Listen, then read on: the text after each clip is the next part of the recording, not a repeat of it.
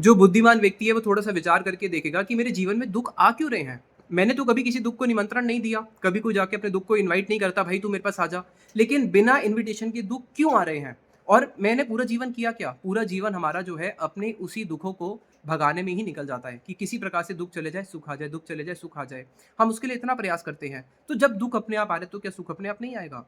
तो यहाँ पे एक बुद्धिमान पुरुष जो है, सूक्ष्म बुद्धि वाला, वो इस चीज़ पे विचार करता है और वो समझ लेता है कि मेरे अपने कर्मों के कारण मेरे पास दुःख और सुख आ रहे हैं।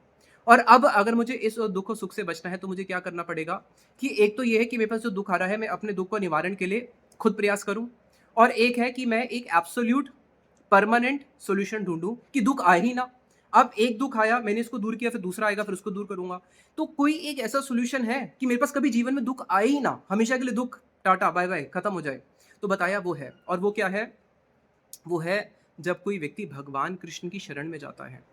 जैसे ही जीव भगवान की शरण में जाता है तो भगवान उसके सारे दुखों को हमेशा के लिए पूर्ण विराम कर देते हैं। इसलिए सारे दुखों का एक ही सॉल्यूशन है क्या?